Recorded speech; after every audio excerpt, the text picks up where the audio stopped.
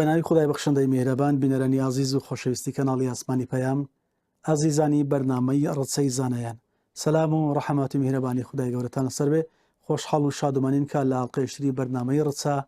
لە خزمەتەوەی عزیز و خۆشەویستە بین خۆشەویستان بۆ ئەڵلقەی ئەمجارە بێ کۆ دەڕۆینە خزمەتی زانا و مجاهید ڕێزدار جەنابی مامۆستا مەلا محەممەدی ڕازی خدای گەورە لێی بێ ڕازی خۆشەویستان لەگەڵمان بن بۆ ژیانی پڕ لە سەروەری زەنای مامۆستای مەرحوم بە خزمەتی و عزیز و خۆشەویستی ئاشنا بکەین کە چۆن کەڵە پیاوێکی هەڵکەوتووی نێ و گەلی کورد کە مامۆستایەکی شۆڕژگێر مجاهید و تێکۆشەر و کۆڵنەدەر مامۆستایەکی خزمەت گوزار بە مانای کەلیمە لە پێناو خاک و وڵات و هەروەها مامۆستایەکی تواوە لە نێو زانستە شەرعیەکان مامۆستایەکی مدەڕیس لە پێگەیاندنی دەیان قوتابی لە زانستی شەرعی ئێوەی خۆشەویست لەگەڵمان بن لە خزمەتی پۆلێک لە مامۆستانی ئازیز و خۆشەویستی هاوشانی زەنای مامۆستا دەیان دوێنین بۆی کاستێڕەت و پلە و پێگە و پایی جەنابی مامۆستا ئاشنای ئێمە و ئێوەی ئازیز و خۆشەویستکەن لەگەڵمان بن. ژیان نامەی مامۆستا محەممەد ڕازی ناوی تەواوی محەممەد عەبدوڵڵا محەممەد خانە ساڵی 1950 لە پێنجوێن لەدایک بووە لە سەرەتاکانی تەمەنیەوە دەستی بە خوێندنی زانستە شەرعیەکان کردووە و ئاستەکانی بڕیوە تا دوجار لە ساڵی 1983 بە ئامادەبوونی 96 زانای گەورەی کوردی بڕوانامەی زانستی شەرعی وەرگرتووە لە ساڵانی هەفتاکانەوە پەیوەندی بەکاری ئیسلامیەوە کردووە و ساڵی 1984 پەیوەندی بە ڕیزەکانی بزوتنەوەی پەیوەندی ئیسلامی کردووە و یەکێ بووە لە دامەزرێنەرانی ئەو بزوتنەوەیە ساڵی 1986 لە کۆنگرەی یەکەمی بزوتنەوەی پەیوەندی بۆتە ئەندامی سەرکردایەتی و فەرماندەی هێزی خالد ساڵی 1970 پاش پێکهێنانی بزوتنەوەی ئیسلامی بەسەر پەرشتی ئەو یەکەم مەفرەزە و هێزگەیشتۆتە دەڤەری قەرەداغ لە ڕاپەڕینەکەی 1991 گەلەکەمان ڕۆڵی باڵای بینیوە تا کەرکووک لە ڕاونانی بەعسیەکان بەشدار بووە ساڵی 1994 بۆتە قازی شەرعی و ئەندامی مەکتەبی عەسکەری بزوتنەوەی ئیسلامی هەروەها لە بزوتنەوەی یەکبوونی ئیسلامیدا بەرپرسیارەتی باڵای هەبووە پاش ڕاگەیاندنی کۆمەڵی ئیسلامی بووە بە بەرپرسی مەڵبەندی کەرکووک و چەمچەماڵ و ئەندامی مەکتەبی زانایان و دوجاریش بەرپرسی دەستگای پێشمەرگە دێرینەکان بووە مامۆستای کۆچ کرد و خاوەندیان نووسین و بەرهەمی جیاواز بووە لە بوارە جیاجیاکانی ئیسلامیدا کۆتایی ساڵی 1984 بڕیاری لە سێدارەدانی لەلایەن بەعسیەکانەوە بۆ دەردەچێت هەروەها بەهۆی ئاوارەبوونیەوە کچێکی گیان لەدەست دەدات ساڵی 1970 لە بۆسکان بریندار دەبێت ساڵی 1993 برایەکی بەناوی ساڵح لەگەڵ چەند پێشمەرگەیەکدا شەهید دەکرێن لە ساڵانی هەشتاکان لەلایەن ڕژێمی بەحس و هەروەها کەسانی دیکەش هەوڵی تیرۆرکردنی دراوە مامۆستای ڕازی تا کۆتایی تەمەنی لە ڕیزەکانی کۆمەڵی ئیسلامیدا بەردەوام بووە لە خزمەتی ئاین و زانست تا دوجار لە حەڤدەیەشی 2017 لە نەخۆشخانەی هیوا لە سلێمانی بەهۆی نەخۆشیەوە کۆچی دوایی دەکات و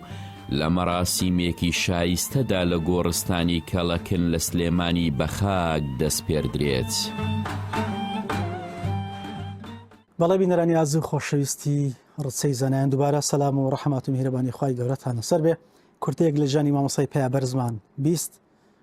لە خزمەتی یەکێک لە کوڕەکانی هەڵوەتە زەنای مامۆستای مەرحوم خوای گەورە دەرەجاتی عالیکە 5 کوڕ و 4 کچی هەبوون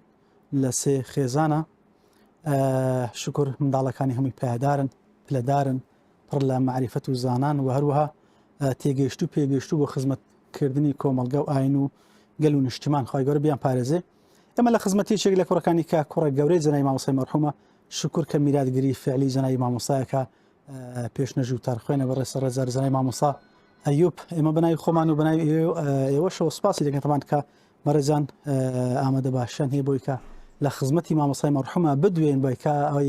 ئەو مەقام و پلە و پایە و پێگە و خزمەتە زۆرێک زەنای مامۆستا لەو تەمەنە کورتەیە هەیبووە ئاشنای زیاتری زەنای مامۆستامەکە مامۆستا گیان سەلام عەلەیکوم. عليكم السلام ورحمة الله وبركاته. سپاسی جنابتانەکەن سەرتا پێمان خۆشە لە خزمەتی جنابتانە خدمت. دەستپێکی خوێنی جەنەی مامۆستای مەرحومە تا کاتێک کە بڕۆنامەی زانستی وەردەگرێت لە خزمەتەنە باسیکەین. بسم الله الرحمن الرحيم. الحمد لله والصلاة والسلام على رسول الله وعلى آله وصحبه ومن والاه. سپاس و ستایشی خوای پەروەردگارەکەین سەر هەموو نیعمەتانی کە بێبەخشیوین. سپاس و ستایشی ئێوەش دەکەین بۆ ئەو بەرنامە جوانە کە بەرنامەی ڕێکی زانایانە. خوای گەورە سەرفراز و پایدارتان کە لە کەناڵی ئاسمانی پەیام پەخش دەکرێت کە بەڕاستی بەرنامەیەکی زۆر جوان و پەسەندە کە لەم کاتانەدا پەخش دەکرێت بۆ ئەوەی نەوەی ئێستامان و نەوەی داهاتوومان زانایان و خواناسان و عاریفانی میلەتی کورد بناسرێت. زۆر سپاسی جەنابیشتانەکە بەڕاستی عەزیەتێکی زۆرێکێشی خوای پەروەردگار ئینشاءالله تعالی بیخاتە زەخیرەی ئەم دنیا و قیامەت و خوای پەروەردگار لێتان ڕازی بێت دووبارە یاخوا بەخێر. بارەکەڵڵا خوای گەورەتان پارێزی ئینشاءالله. مامۆستای ڕازی دەرەجاتی عالی بێت لە تەمەنی وەکو هەر منداڵێکی تر لە تەمەنی 6 ساڵ و 7 ساڵیەوە دەستی کردو بە خوێندن لە شارۆچکەی پێنجوێن. سەرەتا بڵین خوێندنی ئەکادمی بەشێکی خوێندووە تا پۆلی دوی ناوەندی کە حوتی ئێستاکە ئەوەی خوێندووە، بەڵام بەهۆی زروف و زمانی ئەو کاتە قەدەری خوای پەروەردگار ماوەیەک لە خوێندندا بڕێ. دوایی لە تەمەنی 11 ساڵی و 12 ساڵیەوە دەسەکاتەوە بە خوێندنی فەقیهەتی و حوجرەی. ئەکادمیەکە جێ دەهێڵێ، بەڵێ دەچێتە خوێندنی فەقیهەتی و حوجرە لە مزگەوتی پاشا لە پێنجوێن لە لای مامۆستا محەممەد ڕوتە بە ناوبانگە خوای پەروەردگار لێی خۆش بێ لێ بەڵێ سەرەتاکەی لێەوە دەسەکا بە خوێندن لێەوە وەکوبڵی دەسەکا بە خوێندن ئیتر ئەو زانستە شەریعانەی کە لە ئەحمەدی و وەسەی عەوامیلی جورجانی و لە ئەلفوبیەوە لە جوزی ئەمەوە دەسەکا بە خوێندنی فەقیهەتی. پاشان لە دەچێتە خزمەتی مامۆستا جەلال خوای پەروەردگار لێی خۆش بێ زانستەکان بەردەوام دەخوێنێت. پاشان هەر لە شاری پێنجوێن دەچێت یەک دوو مزگەوتی تر لە خزمەتی یەک دوو مامۆستای بەڕێزی تریشە بەردەوامە بێ لە خوێندن و بەشێکی خوێندن لە شارۆچکەی پێنجوێن تەواو دەکات. پاشان هەروەکو نازانێ بەشەی چەند مامۆستا چەند ساڵ تەمەنی بوو، تقریبەن لەو کاتە تەمەنی نزیکەی بۆ 14-15 ساڵێک بوو، 15 بۆ 16 ساڵێک ئەبوو. پاشان هەروەکو مامۆستایانی تر وەکو فەقیهانی تر کە بە دوای عیلم و زانست ئاگەڕاون، چونکە ئەو کەسێک کە بە دوای عیلم و زانست ئاگەڕێت تێر نابێت، زۆر حەزەکا فێری عیلم و زانست و زانیاری بێت. لەو سەردەمەشدا وا باو بووە کە فەقیه و مامۆستای فەقیه بە دوای خوێندن ئاگەڕاوە. مامۆستای باوکیشم خوای پەروەردگار لێی ڕازی بێ بەمبەستی ئەوەی کە خوێندنەکەی زیاتر بێت و بەرەو پێشتر بچێت و زانستی خوای پەروەردگار بەدەستبێن و زانستە شەرعیەکان بەدەستبێنێ ڕوو دەکاتە ڕۆژهەڵاتی کوردستان. دەچێتە مەریوان لەوێ لە خزمەتی چەند مامۆستایەکی بەڕێز لە بەرقەڵات دەخوێنێت. پاشان دەچێتە مامۆستانەوە هیچ ناویان دەزانی مامۆستا لە خزمەتی مامۆستا محەممەدێک هەیە دەرزی خوێندووە، بەس وەکو بڵی لەقەبەکەی نازانم بیرم نەماوە، بەس خۆشی هەر بە و شێوازە نووسیوێتی. بەڵام پاشان دەچێتە سەردۆش لای مامۆستا مەلاکەریم لەوێ خوێنی خوای پەروەردگار لێی ڕازی لە سەردۆش بەڵێ لە ڕۆژهەڵاتی کوردستان. پاشان دەچێتە بەرقەڵا، پاشان دەچێتە لە مەریوان هەر بەردەوامە بێ لە خوێندن.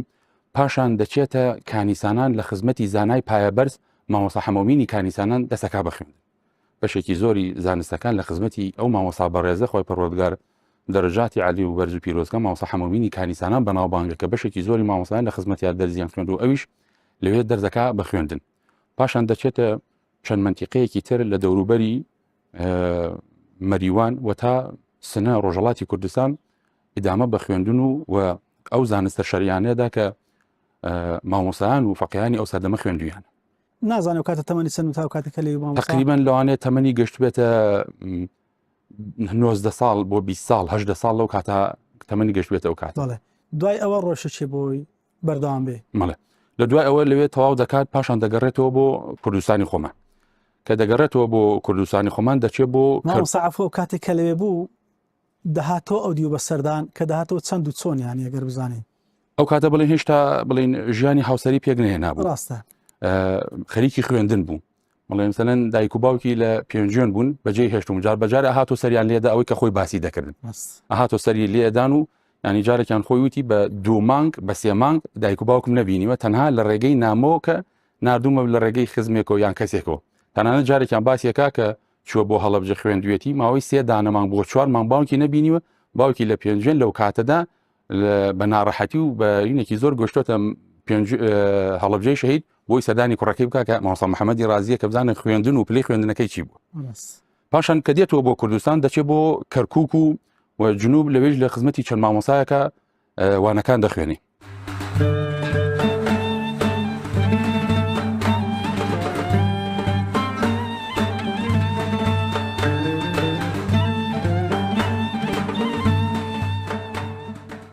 ناسینی بەندە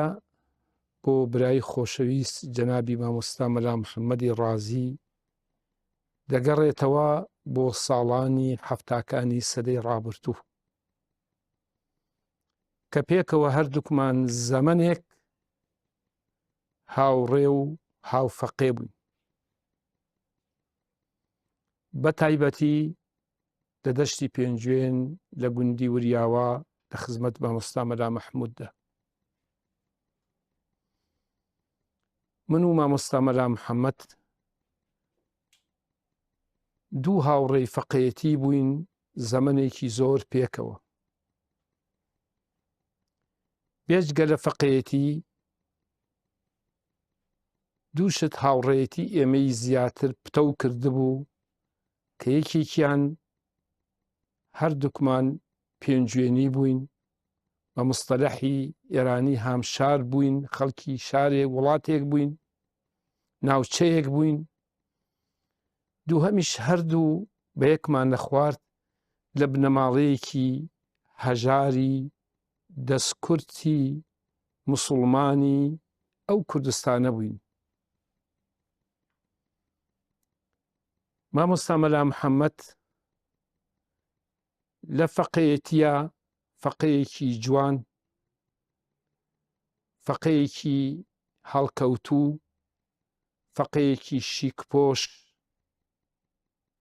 فەقەیەکی چاوکراوە، فەقەیەکی ڕۆشنبیر بوو. هەوڵی ئەدا خوێندنێکی جوان بخوێنێ و فێری ڕۆشنبیریەکی باش ببێ و لە ڕووی نەتەوایەتی و کوردایەتیشا بایەخێکی زۆری بەلایەنی نیشتمان پەروەری و نەتەوەی کورد دەدا.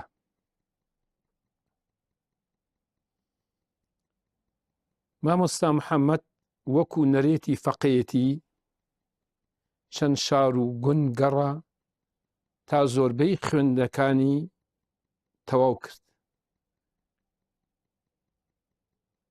کاتێکە لە ساڵانی کۆتایی هەفتاکانە 78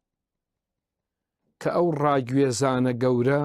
لە کوردستانە ڕوویدا، لادێکان چۆڵ بوون و دەیان ئۆردوگا مجەممەع کرانەوە. یەکێک لەوە مجەممەعانە مجەممەعی شانەدەری بوو کە زۆر فراوان بوو، کە یەکێک لە مەلا باشەکانی ئەم کوردستانە کە جەنابی مامۆستا شێخ محەممەدی بەرزنجی بوو، وتاربێژ و ئیمام جمعەی شانەدەری بوو. مامۆستا شێخ محەممەد حجرەیەکی باشی دانابوو، بۆیە هەر لە سەرەتای دروستبوونی حجرەکەوە مامۆستا محەممەدی رازی بوو بە یەکێک لە فەقێکانی مامۆستا شێخ محەممەدی بەرزنجی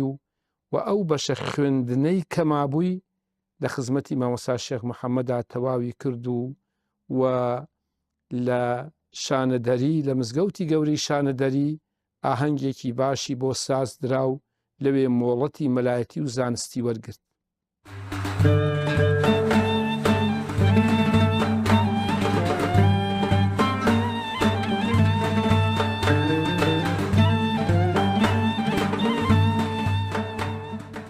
سڵاو ڕێزم بۆ خاوەنی ئەم یادەی کە باسیەکەین جەنابی مامۆستا مەلا محەممەدی رازی خوای گەورە پلەپایی بەرزکە. ناسینی من بۆ ئەم پیاوە گەڕێتەوە بۆ ساڵەکانی کۆتاییەکانی هەفتاکان، ینی 1970 لەو کاتە من بەهۆی وکە دۆسایەتی لەگەڵ جەنابی مامۆستا شێخ محەممەدا بۆ شێخ محەممەدی بەرزنجی.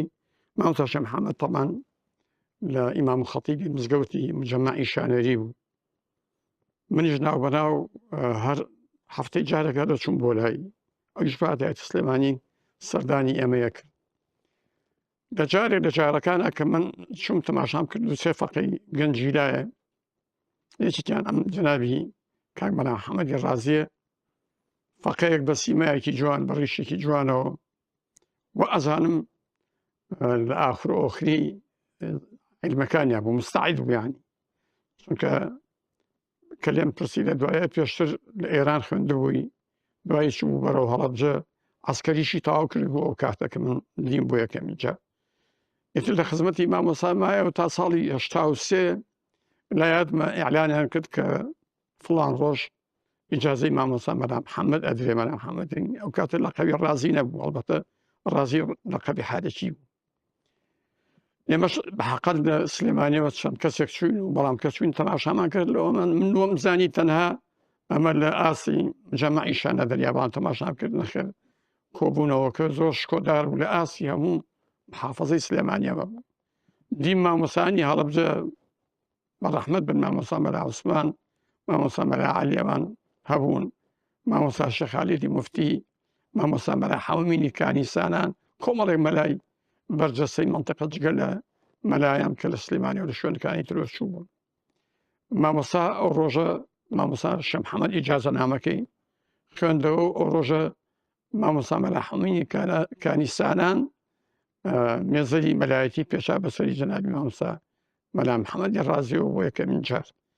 بۆ لە یادێشمە هەر لەو کۆبوونەوەیدا پیاوە کەسە وتی من حەزەکەم کچێکم بێم بەم مامۆستایەوەکو یەکراومە ڕێز لە فەقەیە کە ئەبێتە ئیمام و ئەبێتە مامۆستا. خۆلاسە مەراسیمێکی شکۆدار بوو، مەراسیمێکی خۆش بوو، چکە ماوەیەک بوو فەقەیەتی و ئەمانە تۆزە کەس بوو. ئەو مەراسیمە بوو هۆی ئەوەی گەرمکردنی مناسەبەکە و دوای ئەوەش دووبارە مەسەلەی ئیجازەدان بە مامۆستایان گەرمتر بووە. دوای ئەوە مامۆستا پاشەوەی کە مێزەری مەلایەتی بەست چوو بۆ دێی گردەنازێ لە منتیقەی هەڵەبجە، لەوێ شارە زوور بڵێ لەوێ بوو بە ئیمام و خەتیبی مزگەوتەکە. ئەوەی کە ئاگادار بووم دەی هین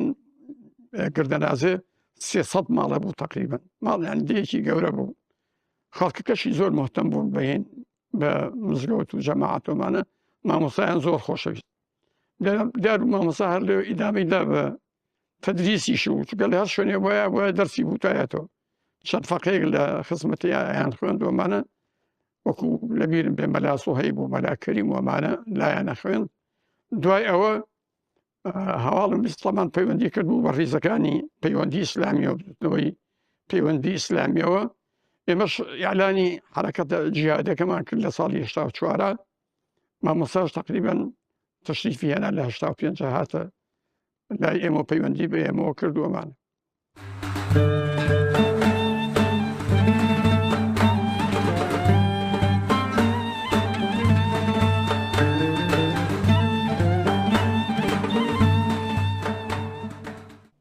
مامۆستا محەممەدی ڕازی ئەلبەتە ئەو لە قەزایای عمر و تەمەنە زۆر لە من مناڵتر بوو، یعنی هەندێکیش لای من هەر خوێندوێتی کاتی خۆی. جا مامۆستای ڕازی ڕاستی ئینسانێک بوو هەموو ئاکار و ئەدەب جوانەکانی پێغەمبەر عەلەیهی سەڵات وەسەلام لە هەموو یەکێکەی ئەندامەکانی مامۆستای ڕازیە ڕەنگی دابووە. یعنی ئەو ئاکارە جوانانەی کە پێغەمبەری خوا تایە بوو، من کە تەماشامە کرد لە مامۆستای ڕازی شاڕەنگەداتەوە. یعنی ئەو ئاکارە جوانانەی پێغەمبەری ئیسلام عەلەیهی سەڵات وەسەلام، یعنی لە هەموو یەکێکی ئەندامەکانیە کە ڕەنگی دابووەوە، بە هەمان شێوە لە مامۆستا محەممەدی ڕازی شاڕەنگی دابووەوە. ئەدەب، ئەخلاق، ئاکاری شیرین، ڕەوشی جوان، ڕەوشی بەرز لە مامۆستای ڕازیە ڕەنگی دابووەوە. جا بەڕاستی ئەو ڕەنگدانەوەی ئەدەب و ئاکارە جوانەکانی پێغەمبەر وای کردبوو لە مامۆستا محەممەدی ڕازی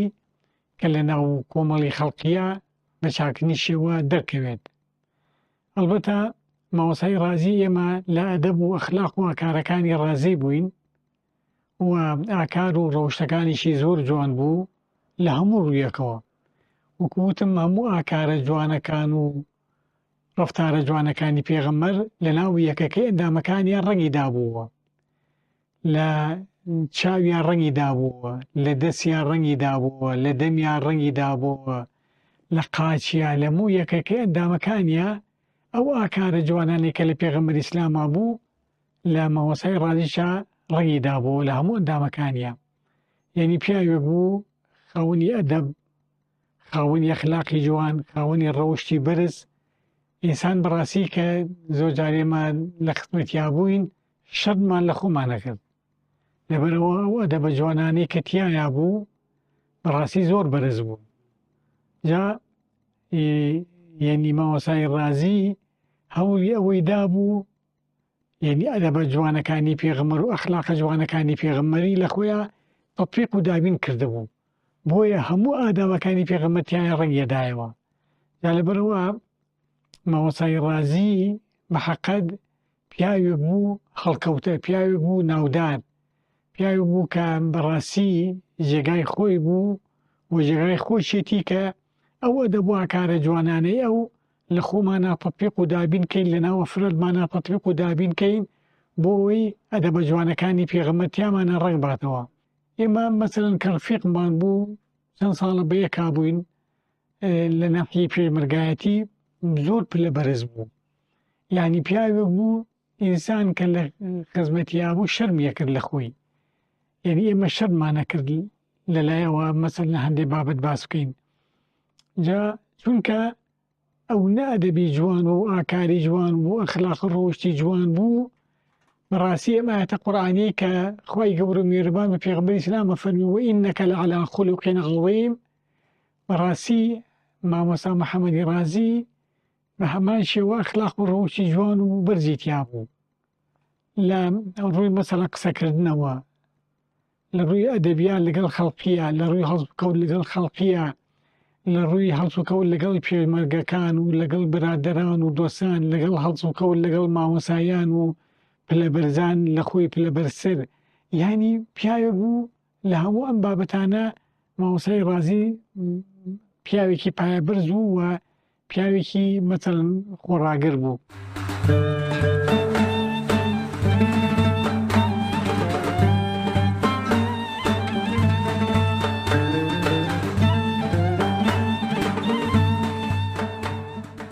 بسم الله الرحمن الرحيم. من المؤمنين رجال صدقوا ما عاهدوا الله عليه فمنهم من قضى نحبه ومنهم من ينتظر وما بدلوا تبديلا. بناوی خوای بەخشندە و میهرەبان، ئەمڕۆ یادی برایەکی خۆشەویست، هاوڕێیەکی دڵسۆز، مامۆستایەکی ئاینی، داعیە و مجاهیدێکی دێرین، مامۆستای مەلا محەممەدی ڕازی ئەکەین. ئاشنایەتی من لەگەڵ مامۆستای ڕازی ئەگەڕێتەوە بۆ هەشتاکانی سەدەی ڕابردوو. توانم بڵێم لە ساڵی 1970 بۆ یەکەم جار مامۆستای ڕازی فەقێ بوو، فەقێیەکی گەنج بوو، هاتە ماڵی ئێمە لە سەید سادق بۆ ئەوەی لە خزمەتی مەرحومی باوکمە مامۆستا شێخ محەممەد بخوێنێ. ئیتر من لەو کاتەوە بەم پیاوە ئاشنا بووم، بەم کەسایەتیە کە تەمەنێک پێکەوە بووین، هاوڕێ بووین. ئەو لە من بە تەمەن گەورەتر بوو، بەڵام بە لوتف و بە میهرەبانی و بە مەحەبەت هاوڕێیەکی دڵسۆز و باش و بەردەوام و پایەدار بوو. لە 1970 یا بڵێن زووتر دواتر نزیکەی 3 ساڵ زیاتر لە خزمەتی باوکمە خوێندی، زانستەکانی پێشتر خوێندە بوو لە شوێنانی تر، لە حوجرەکانی تر، لە پێنجوێن و لە هەڵەبجە و لە زۆر شوێنی تری ئەم کوردستانە خوێندە بووی. سەرنجام هاتە لای مەرحومی باوکم لە مەدرسەی شانەدەری، ئوردوگای شانەدەری، کە ئوردوگایەکی زۆرم لە بوو، نزیکەی 4000 ماڵ بوو، دیاتەکانی دەوروبەری شارە زور و حتا مەناتقی پێنجوێن و ئەوانشی تیا بوو. ئۆردوگایەکی گەورە بوو مەجموعەیە مامۆسای باشی تیا بوو باوکم کە لەوێ بوو بە ئیمام و خەتیب لەوێ مەدرسەیەکیشی لە مزگەوتەکەیان کردەوە یەکەمین فەقێ و باشترین و باریسترینیان مامۆستا مەلا محەممەدی ڕازی بوو دوای ئەوەی کە عیلمەکانی خوێند کتێبە مقەڕەرەکان ئەوانەی کە لە عورفی کوردەواریە لە حوجری فەقا خوێنرێ لە زانستەکانی لۆجیک و ڕەوانبێژی و زمان و هەروەها زانستی فقه و ئوسولی فقه و علمی کەلام و عەقیدە و بیر و باوەڕ و تەفسیر و حەدیث گەیشتە ئاستێکی ئەوەی کە لە ساڵی 1982 لە کۆڕێکی زانایانی ئاینی ئەو سەردەمە ئیجازی علمی وەربگرێت لە سەردەستی باوکم ئەو مەراسیمی ئیجازە وەرگرتنە کە لە مزگەوتی گەورەی ئۆردوگای شانەدەریان ڕێکخرا دوای ماوەیەکی زۆر لە نەمانی عورفی ئیجازە ڕووداوێکی کاریگەر بوو ڕووداوێکی جوان و مێژویی بوو مامۆسا مێزەر سپێ پاکەکان لەوێتە حزوریان هەبوو بە تایبەتی ئەتوانین ناوی چەند مامۆسایەک ببین کە لەو کاتەدا لەو مەجلیسەدا حزوریان هەبوو مامۆستا مەلا محەممەد ئەمینی کانیسانان مامۆستا مەلا عوسمان مامۆستا مەلا عومەر عەبدولعەزیز مامۆستا شێخ خالیدی موفتی مامۆستا مەلا عەلی بیارە ئەم ناوانە ڕەمز بوون لەو سەردەمەیە لەو کاتە و لەو ڕۆژگارەیە هەر هەمویان مامۆسایانی مەنتەقەی هەڵەبجە و شارە زور و پێنجوێن و تەنان لە سلێمانیشەوە مدیری ئەوقافی سلێمانی و مەجموعەیە لە مامۆسایان هاتبوون بەشداریان کرد لە مەجلیسی ئیجازەی علمی مامۆسای ڕازیە باوکم ئیجازەنامەکەی خوێندەوە مامۆستا مەلا حەمەمینی کانیسانان مێزەری پێچا بەسەریە باقی مامۆساکانیش هەر یەک بە دەوری خۆی بەشداریان کرد لەو ئاهەنگەیە ئاهەنگێکی زۆر هەم زانستی بوو هەم مێژویی بوو هەم جەماوەری بوو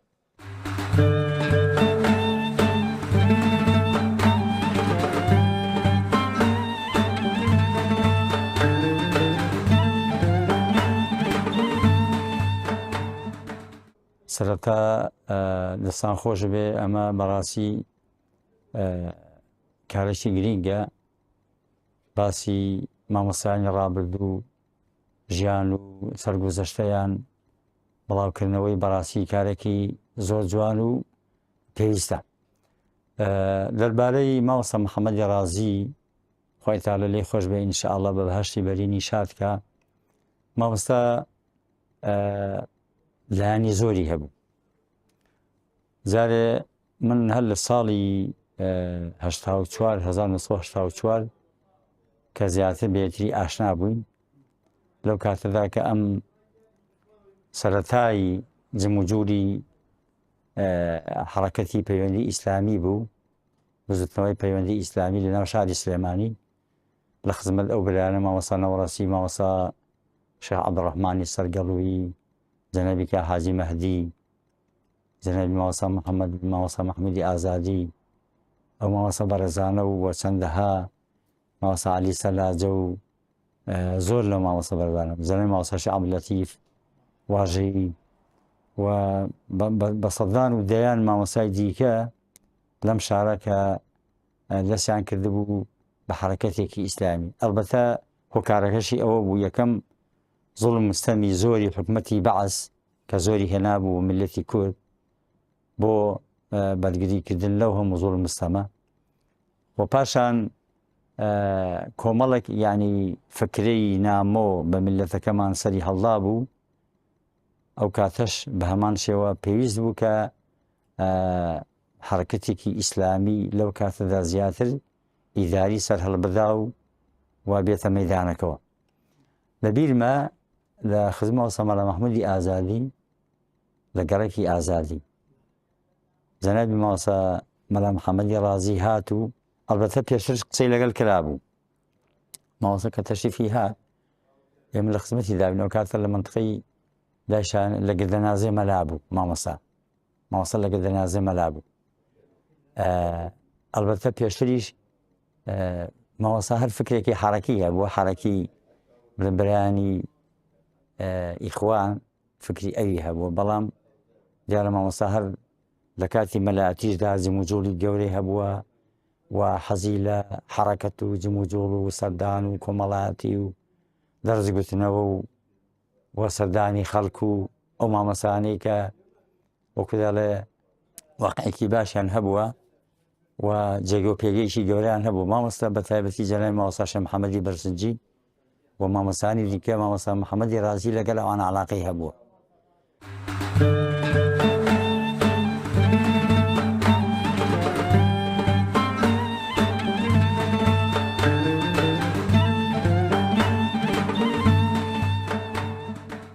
دەربارەی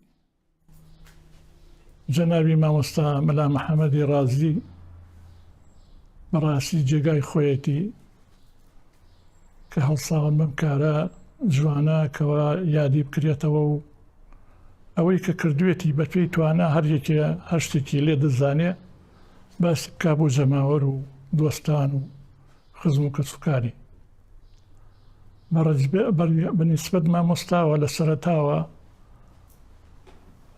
بەندە ئاشنایی لەگەڵ بوو لە 84 بۆ 85 بوو ئەو ماوەی هات لە گوندی گردەنازێ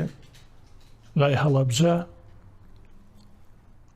ئیمان و خەتیبی ئەو مزگەوتە بوو وتاری دەیە من سەردانم ئەکرد ئەتوانم بڵێم هەفتانە ئەچوم سەردانمە کرد یەکێک بوو لە سەرەتا کەسە دڵسۆزەکانی بجووکنەوەی پەیوەندی ئیسلامی بەشی ڕێخستن بوو و مامۆستا چەند فەقەیەکیشی هەبوو فێقەکان لەوێ دایم حەزی بەوەیە کرد دایم علومی شەرعی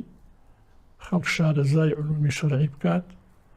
و بەردەوام لەگەڵ ئەو فەقەیانە بوو ماوەیەکی پێچوو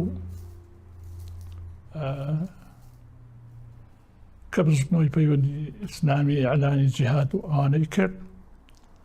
چووە دەرەوە ئەو کاتە مامۆستا شێخ محەممەدی بەرزنجی بوو و کاتی خۆشی ئەو ئیجازەی علمی لە مامۆستا شێخ محەممەد وەرگرت بوو مامۆستا مەلا محەممەد جوودێکی زۆری کرد و کاتی خۆی ماڵی باوکی لە ئەوردوگای شانەدەری بوو ئەو دایکەی ئەڵێم بڵێم ژنێ بوو لەو ئافرەتانەی کە دایم لە جیهاد و لە تێکۆشان بۆ خزمەتی ئیسلام چەند جار هاتوتە ماڵی ئێمە چەند جار نامەی بردووە بۆ سلێمانی و بۆ شوێنەکانی تر ئەو دایکەی برایەکی هەبوو لە گەڕەکی سابوونکەران لە سلێمانی من خۆم چوم بە ناونیشانی ئەوان چوومەتە ماڵی ئەو برایە دوایەوە کە مامۆستا ئەو سەفەرەی کرد مامۆستا یەکێک بوو لەو مامۆستا بەڕێزانەی کە لە ناو بزنەوەی ئیسلامیا بوو بە مانای کەلیمە مامۆستا خوێنەوار و زانا بوو و لەگەڵ مامۆستایان دایم قسە خۆش بوو لە ڕووی کۆمەڵایەتی و زۆر باش بوو و هەرگیز بەرامبەر بە کەسانێک کەوا ئەگەر عادستیان بکردایە ڕووی گرژ نەبوو دایم دەم بە پێکەنین لە ڕووی کۆمەڵایەتی و هەموو ئەو مامۆستایانە ئازانی کەوا مامۆستایەکی کۆمەڵایەتی و حەزری لە پێکەوە ژیان بوو لەگەڵ خەڵک و زۆری لەگەڵ مامۆستا مەلا محەممەدی ئازادی و ئەوانە مامەڵە و شتانەیانە کرد و لە ڕووی جیهادیشەوە یەکێک بوو لەو کەسانەی کەوا لە ڕووی عەسکەریەوە ڕووی عەسکەری و سەربازیەوە کە کەسێکی چالاک بوو و لەگەڵ پێشمەرگە بوو لە هەر پێشمەرگەیە هەر شتێکی پێ بسپێرایە ئەویش یەکێک بوو لەو پێشمەرگانەکەوە بە ئاسایی و ئاسانی ئەنجامی دەدا.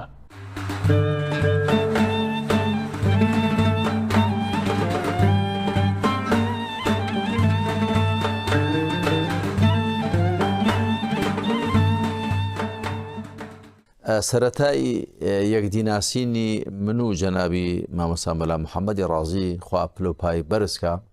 و لێی خۆش بێ پێم وایە دەگەڕێتەوە بۆ ئەو کاتە کە ناوی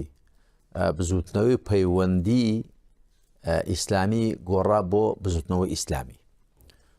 جەنابی مامۆستای ڕازیدارە خەڵکی لای پێنجوێنە، ئەو کاتە ئەویش هەر لە زیمنی بزوتنەوەی پەیوەندیدا بوو کە ناوەکە گۆڕدرا. مەبەستمەوەیە کە هەندێک کەس مێژووی بزوتنەوە لە سەردەمی بزوتنەوە ئیسلامیەوە حساب دەکا، بەڵام وان نییە، چونکە پێش بزوتنەوە ئیسلامی بزوتنەوەی پەیوەندی هەبوو و باڵی سەربازی بزوتنەوەی پەیوەندی ناوی لەشکری قورئان بوو. لە یادمە جەنابی مامۆستا عەبدوڕەحمانی نوڕسی بەرپرسی بوو، واتە بەرپرسی باڵی سەربازی بزوتنەوەی پەیوەندی، و پێش ئەوە جەنابی مامۆستا شێخ محەممەدی بەرزنجی بەرپرس بوو. دوای ئەوە مامۆستا شێخ عەبدولەتیفی واژەیی خوا لە هەردووکیان خۆش بێ، و پاشان کە مامۆستا مەلا عوثمان و ئەوان لە دەڤەری هەڵەبجەوە چوونە دەر و ئەوانە ئێم بەش لە دەڤەری پشدەر و فراوانتر بوو، ناوەکەی گۆڕدرا بۆ بزوتنەوەی ئیسلامی. واتە پێشەوە شەهیدمان هەبوون، چەند هێزمان هەبوون، ژۆڵ و چالاکی هەبوو. جا بەوردی لە یادم نییە لە شوێیەک دیمان بین لەگەڵ جەنابی مامۆستا مەلا محەممەدی ڕازی، بەڵام دیارە هەر منیش ناسراوێتێکم هەبوو، کاتە کتێب و نووسینم هەبوون، هەم مامۆستا مەلا محەممەدی ڕازیش ناسراوێتی هەبوو. پێما لە ساڵی 1970 دوای ئەوەی ئەمەش چووینە دەر، ئەوانش پێشتر لامابێ لە 85 و 86 چوو بوونە دەر، یەکدیمان ناسی. بەنسبەت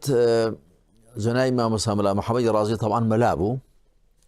و پێشەوەی بچێتە دەر پێما مامۆستا محەممەد موالیدی 59 یا 58 بوو. پێشەوەی بچێتە دەر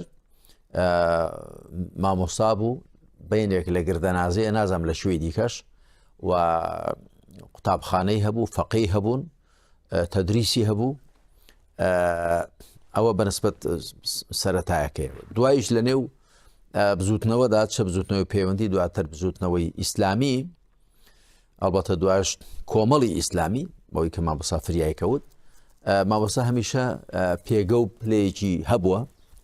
و بەرپرسیارەتی هەبوو، ئەندامی سەرکردایەتی بوو. مامۆستای ڕازی خواری ڕازی بێ، هەموو جارێ بە سوحبەت دەمگوت مامۆستای ڕازی خوا لێت نەبێ ناڕازی، یا خوا لێت بێ ڕازی. مامۆستای ڕازی لە ڕووی کەساتیەوە بەڕاستی پیاوێکی گورج و گۆڵ و زۆر ئەرێنی و زۆر تونند و تۆڵ و زۆر کراوە بوو، لە ڕووی کۆمەڵایەتیشەوە زۆر کراوە بوو، پەیوەندی کۆمەڵایەتی فراوانی هەبوون. مامۆستای ڕازی لە ڕووی زانست و شارەزاییەوە دیارە وەکو گوتم مەلا بوو، ئیجازەی مەلایەتی هەبوو و تەدریسیشی کرد بوو، فەقێشی هەبوون. و مامۆستای ڕازی هەمیشە مطالعەی هەبوو. ئێستاش لە یادمە من التەفسیر الکەبیری خۆم مەفاتیح الغەیبم دا بەو، ئەویش تەفسیری مەحاسین التەئویلی القاسمی پێکمان گۆڕینەوە. جاری دیکەش هەر هەبوو کتێب دەدایە، کتێبی دەدامێ ئەوانە. مامۆستای ڕازی هیچێک لە سیفاتە جوانەکانی لە ڕووی زانستەوە ئەوە بوو کە پیاوێکی کراوە بوو، دۆگما و داخراو نەبوو، دەمارگیر نەبوو، شتی زۆر دەخوێندەوە و گوێی دەگرت و شتی وەردەگرت. ئەوە نەبوو کە وەکو هەندێک مامۆستا شتێک وەردەگرن ئیدی تازە ئیکتیفای پێ دەکەن، سەرقاپ لەسەر خۆدا دەخەن، وەرزانن تازە تەواو بوون. مامۆستای ڕازی بەردەوام مطالعاتی هەبوو، تحقیقاتی هەبوو، لێی دەکۆڵیەوە، نووسینی هەبوون کە پێما بێ بە تەماشن هەموو نووسینەکانی لە دوو بەرێکدا بڵاوکەنەوە چاپکەن. و بەیەکەوە من لەگەڵ ئەودا وتوێژ و مناقەشات و بەحس و ئەوانەمان هەبوو، هەرچەند ئەو 2 ساڵە من بەتەمەنتر بوو بەلایکەمەوە، بەڵام گوێی بۆ دەگرتم. هەڵبەتە ئەو کاتە کە ئێمە شوڕای یەکگرتومان دروست کرد، مامۆستای ڕازی و یەکێک بوو لە پایە گرنگەکانی، هەموو جارێ لە بەریوانەوە دەهات بۆ خدراوی و بۆ ناوچانە.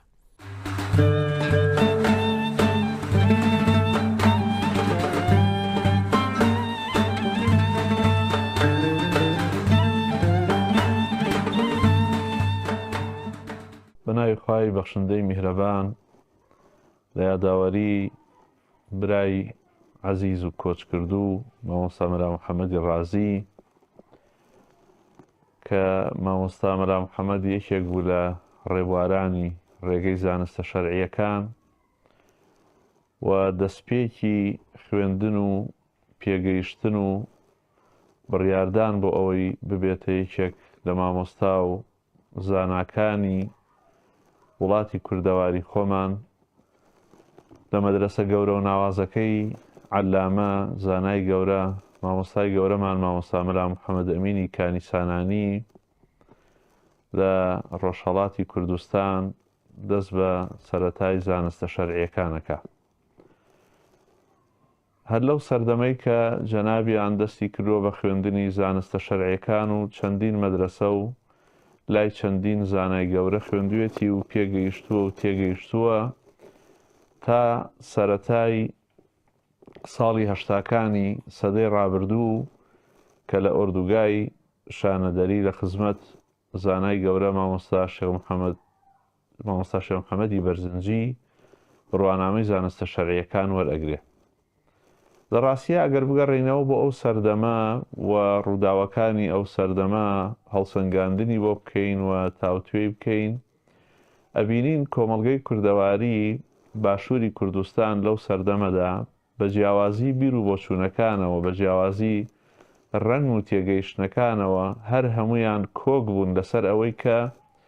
دوژمنێکی سەرسەخت لە عێراقا هەیە و لە کوردستانە هەیە کە ئەویش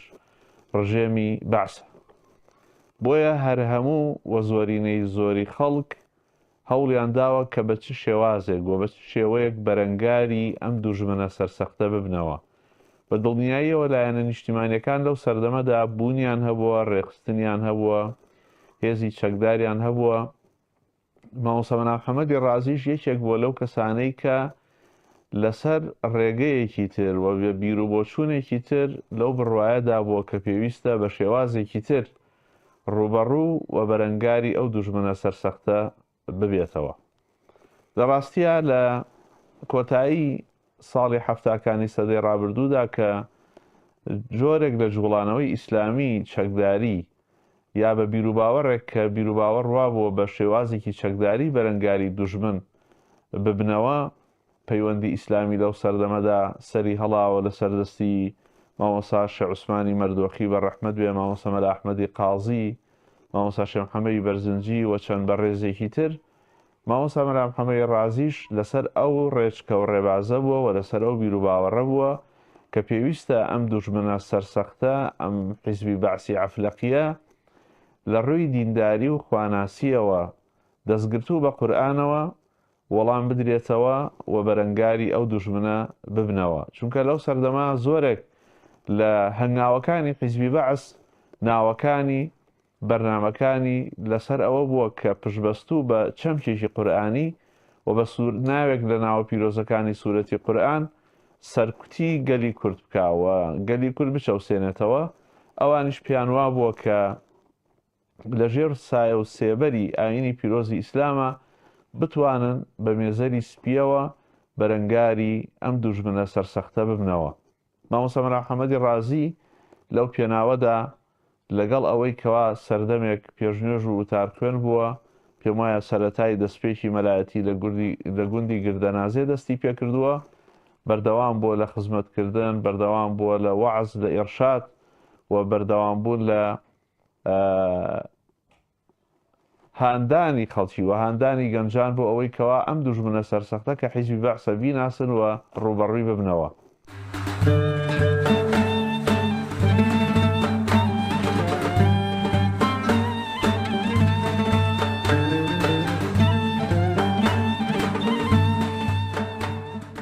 بەڵێ بینەرانی ئازیز و خۆشەویستی ڕەچەی زانایان، هەڵبەتە مامۆستای مەرحوم کە باسمان لە ژیانی کرد ئەو کەڵە پیاوە جگەلەوەی کە قوتابێکی گەلێکی زۆری پێگەیاندن هەم لە شۆڕش و خەبات و میحراب و مینبەر و لە حوزرە و زانستە شەرعیەکان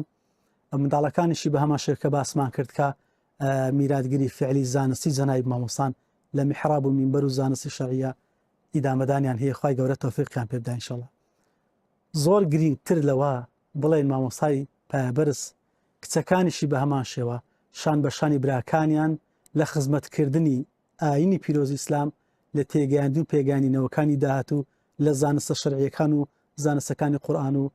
فەرمودەکانی پێغەمبەر صلی الله علیه وسلم باقی زانستەکانی ترکە ئەوەی لە توانیاندا هەبێ بەردەوامن لە سەنتەر و ڕێکخراوەکان ئەوەش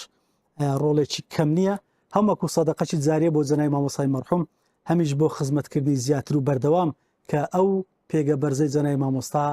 نەبڕێتەوە ناشبڕێتەوە ئینشاءالله. باسمان کرد مامۆستا چوار کچی هەن ئەلحەمدولیلا هەمیان دەوریان هەیە لە خزمەتکردن لە پێگەیاندنی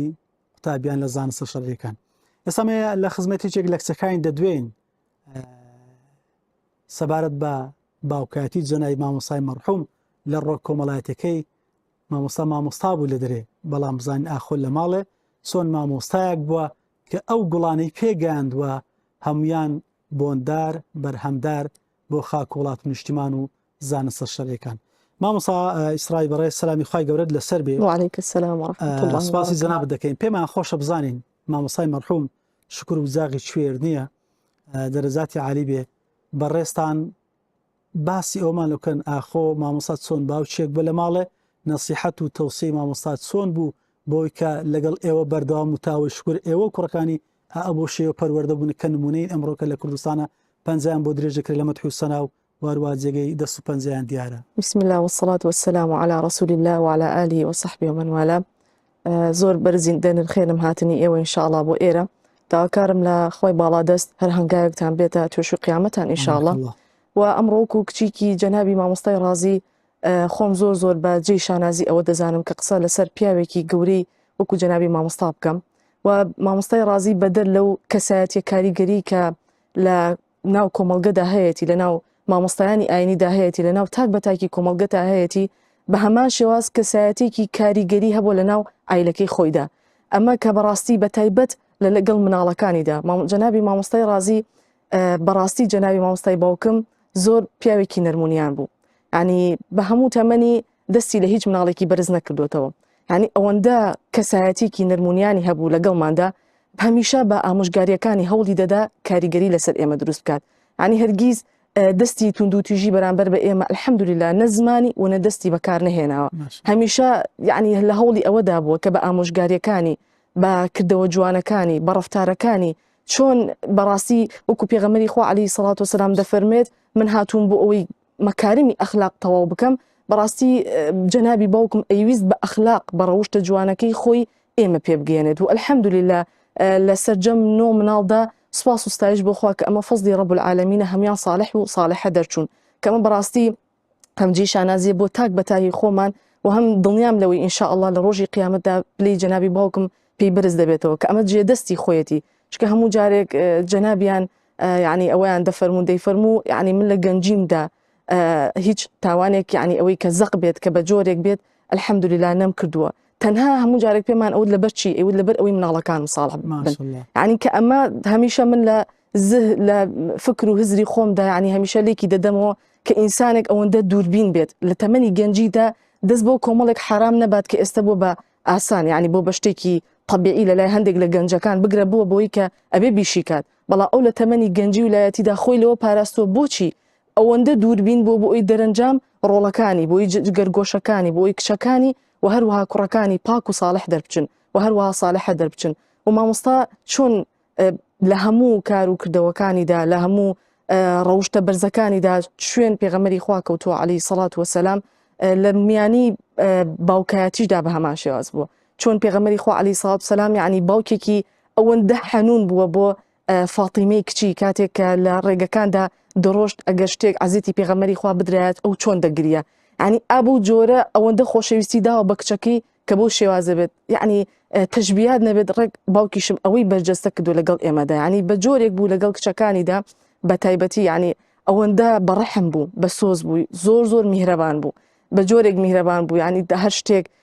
لە قازانجی ئێمەدا بوو بێت وەکو کچ وەکو خاتوونێک وا بەسەر بەرزانە پێی وتوین بە جۆرێک کۆمەڵێک شتی پێ وتوین کە الحەمدولیلا بتوانین هەم لە ناو کۆمەڵگەتە سەربەرز بین هەم بتوانین ئەو پەیامی کە ئەو پێیەتی ئێمەش ڕۆژێک لە ڕۆژان بیگەێنین کە بەڕاستی ئەمە زۆر گرنگە زۆر جار لە کۆمەڵگەی ئێمەدا واکرا و ئەڵێن پیاوسالاری طبعا جنابی مامۆستای باوکم لە ساڵی 59 کە لەدایک بوو هەتا ئەو تەمەنە لەو مەسافی ژیانی ئەودا کۆمەڵێک یعنی شت هەبووە کە پێدراوە پیاوسالاری بەڵام ئەمە دوور بووە لە ڕفتاری مامۆستای باوکم بگرە زۆر نەرمونیان بوو لەگەڵ ئافرەتەکان لەگەڵ خێزانەکانیدا لەگەڵ کچەکانیدا کە ئەمە زۆر یعنی بابەتێکی ڕوون و دیاری جنابی مامۆستای باوکم بووە لە ڕفتار و کردەوەکانیدا لەگەڵ ئێمە هەم کچەکانی و هەم خێزانەکانیشی.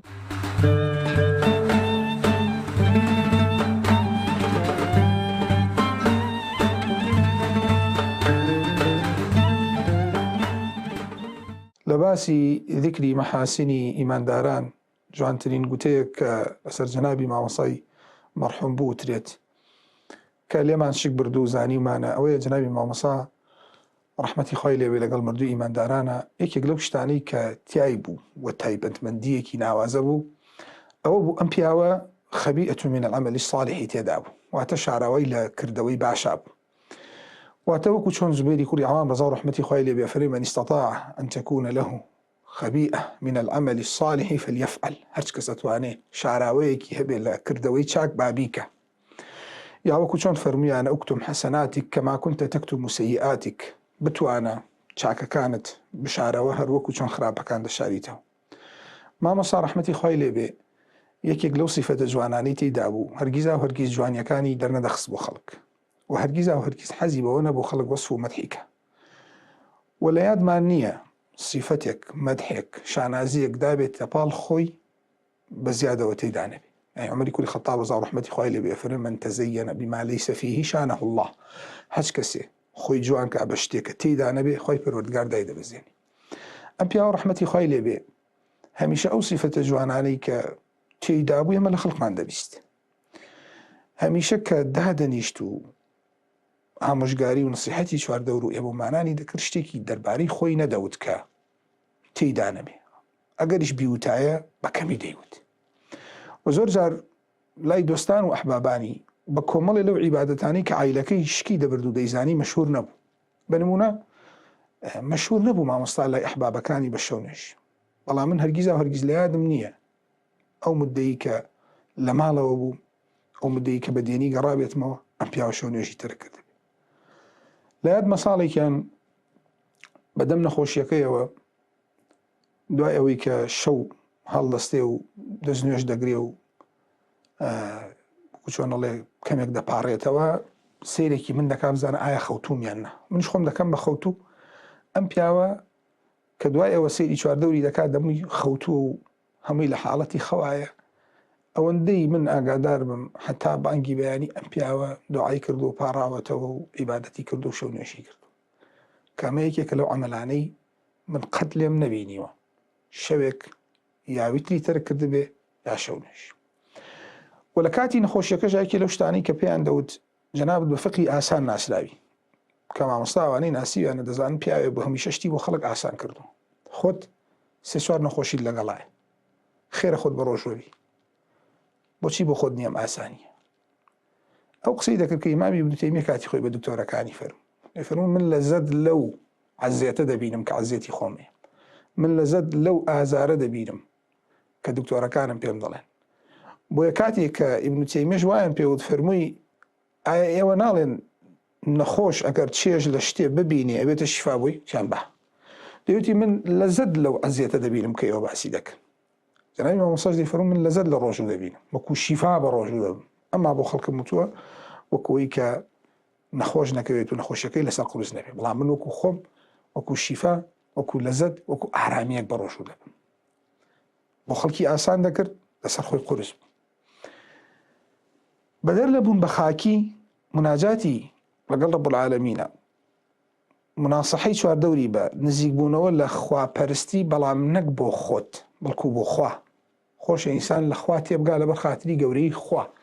نەک لەبەر خاتری پاراستی لە دنیاە ئەم پیاوە بەم شێوازە تەسەڕوفی دەکرد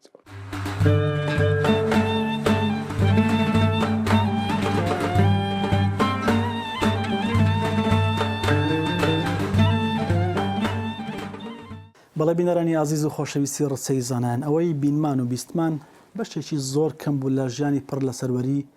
زانای مجاهید ڕێزار زەنای مامۆستا مەلا محەممەدی ڕازی خوددایار بێ